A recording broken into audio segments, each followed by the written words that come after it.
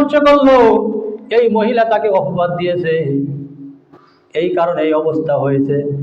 এটা মিথ্যা অপবাদ দেওয়ার কারণে তাকে 80টা বেত্রাঘাত করতে হবে।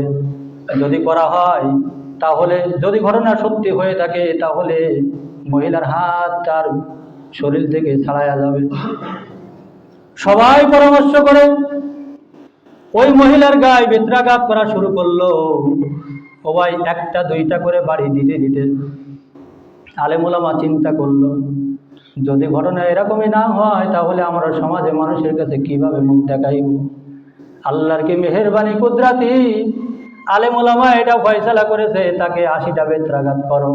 ও ভাই 1টা 2টা করতে করতে এইভাবে যখন 79টা বাড়ি দিল, তখন আলেম ওলামা চিন্তা করতেছে, যদি এই বাড়িটা দেওয়ার পরে তার হাত যদি না ছাড়াই তাহলে এই সমাজের মানুষ আমাদের কি বলবে।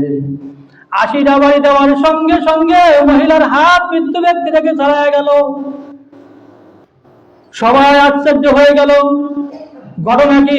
মহিলার কাছে জিজ্ঞাসা করা হলো, বলো তুমি কি বলেছিলে? মহিলা তখন সব সত্য কথা বলে দিল। ও এলাকাবাসী, আমি আপনাদেরকে বলতে চাই এই মহিলা আমাদের সমাজে খুবই ভালো মানুষ। কিছুদিন আগে আমি দেখছিলাম এই মহিলা একটা ছেলের হাত ধরে ঘুরতেছে।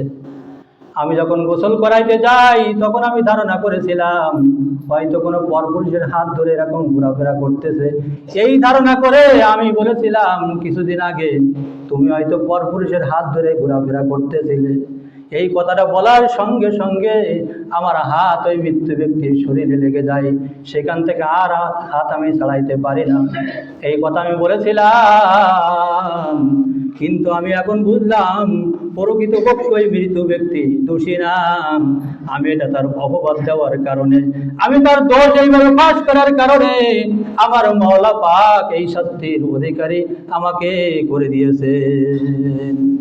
এই কারণে আমি আপনাদের সামনে একটা হাদিস পাঠ করেছি, মান সাতারা মুসলিমান সাতারাহুল্লাহু ফিদ দুনিয়া ওয়াল আখিরা। নবীজি সাল্লাল্লাহু আলাইহি ওয়াসাল্লাম হাদিসের ভিতরে বলেছেন, তিরমিজির ভিতরে আছে, নাসাই শরীফের ভিতরে আছে, ইবনে মাজার ভিতরে হাদিস কেন রয়েছে? ও ভাই, নবীজি সাল্লাল্লাহু আলাইহি ওয়াসাল্লাম বলেছেন, কোন বান্দা যদি কোন মানুষের দোষ গোপন রাখে, আমি মাওলা কাল কিয়ামতের মাঠে দুনিয়াতে আখিরাতে তার দোষ আমি মাওলা গোপন রাখবো। হুজুর, আমি বুঝে ফেলেছি যে কথা বলেছিলাম এটা আমার বলা ঠিক হয় নাই। আসলে মহিলা এই দোষে দোষীও নাই, এই কারণে আমার মাওলা দুনিয়াতে আমাকে এই শাস্তির অধিকারী করে দিয়েছে।